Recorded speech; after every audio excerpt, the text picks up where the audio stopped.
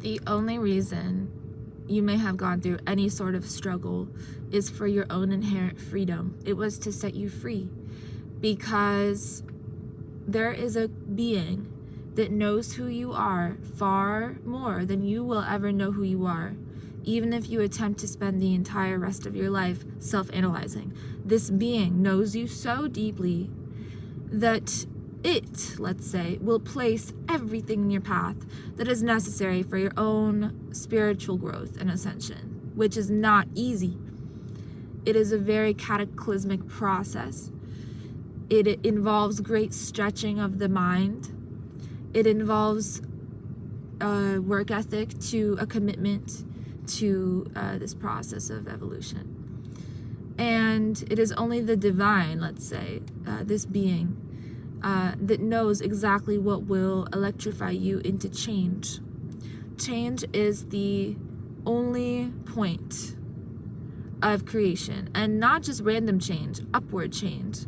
Change that is progressive, change that is meaningful, and change that is impactful, not just for you, but for everything that you energetically attach your blueprint upon. So we are extremely blessed. We are extremely powerful. Our minds house all of creation, and we forget this because everything around us asks us to forget. And there are seeds of information within us that give rise to new technology, new ways of being, new areas of the space to explore. We can travel within our energy, and we don't know this at all, because everything that you see in the physical world is a lie, essentially. The only truth is who you are, what your soul is made of, that galactic force and residue, and that ignition. It's present within all life forms. It is God, and it is the creative force, creative potential, or prakriti. And this has the ability to mold things, change things. This is energetic manipulation, let's say. So when you realize that you have this ability to, oh my goodness, like, I can change my belief systems and who I am as a person, I can change my identity, I can understand myself, right? Oh my God, I can live from my soul, I can live as myself. Then what happens is you start to operate on your highest timeline. You'll see many things shift around you and within you and on you, and you will understand your creative power that has been hidden within you this whole time. It's a very potential power, and you'll take it to being kinetic, and you'll understand how to use the power of imagination, creativity, and play pretend to create a life down to the very last detail that you love. So this is manifestation. Manifestation is understanding that divine gives us pain and struggle as a gift in disguise. It is the best gift we will ever receive, because it forces us to change. And when we can embrace change, when we can change ourselves, we will see that it is through the climbing, through the strife, through the pain, through the struggle that we have acquired a gift here, a gift here, a new sense of purpose here, a new sense of direction here. We become electrified with all that is owed to us, or all that is rightfully ours in terms of our grasp. In the Gita, Krishna says, become my devotee, worship me, offer your obeisances unto me. What does that mean? What does it mean that God is telling us to worship him? Does he need to be worshipped? Right? He doesn't need anything from us. We need him. We need him, because look at us, we're stuck in the body. we're stuck in our circumstances. Life is hell a little bit. Life is a little painful. So we need him. So why is he telling us this? Become my devotee, worship me. Where is this coming from? What place is this coming from? Is it coming from a place of greed? Is it coming from a place of ego? Or is it coming from our best well-wisher who only knows us? No human being can ever know you. You cannot even know you, because you are the soul. How can you possibly understand yourself fully? You've lived so many different lives. You've undergone so many different experiences, and you're only viewing this one. You don't even understand that you've attracted this one. You don't even understand your power. You don't know who you are. You don't know who you are. Nobody does. Nobody does. It is only the people that attempt to self-realize and that go down a path of self-realization and self-analysis that maybe acquire like 2% of the total understanding or study of themselves. That's it. But in your own entirety, your creator knows you 100%, because that is the only person who can. And in the Gita it is said that God is very much a person. He's personified. He is not formless or shapeless. He's a person. Why does the Gita specify this? Because we have the ability to have a relationship with him. Do you understand what this means? When you are, as one atom, let's say, having a relationship with another atom, something happens in which you can create force, or you can operate in a certain way together, right? So this togetherness is our only hope, or like that's like the point of human life, is to realize this relationship with creator. Because like if we don't, we become forever a little bit like deluded as to how things really work around here. We don't understand like the truth, basically, or like we will never understand universal truth if we just keep thinking that like we're the body, or we're the ego, or we're the personality, or oh my god, like I need to exist in society and make a lot of money. These things will always hurt. They will always hurt the heart and the soul, because they don't fulfill it. They will not fulfill it. At our baseline like needs, we all need to be loved, respected, and nurtured, right? And we all want to do that for other people. Isn't that the case? Why is that there? Because it is a basic need of human life to recognize the soul and to have that God-based relationship with every living being or entity we come into contact with.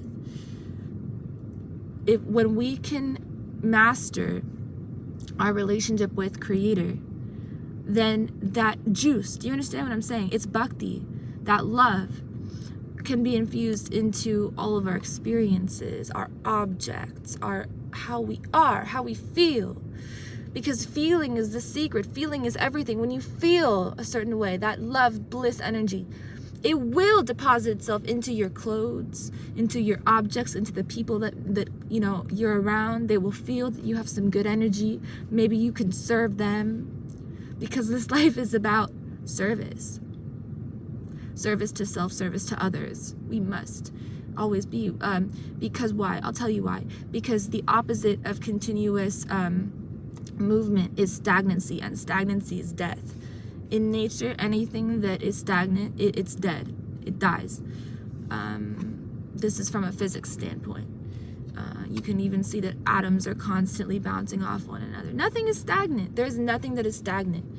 So stagnancy, even of the heart and the mind and the self, will produce depression. It will produce depression. And this is something just personally that I was dealing with for like a while. I was a little depressed because I was not allowing myself to move forward in certain spiritual and personal regards. Never do this to yourself. We are here to live. We should always risk for the sake of service.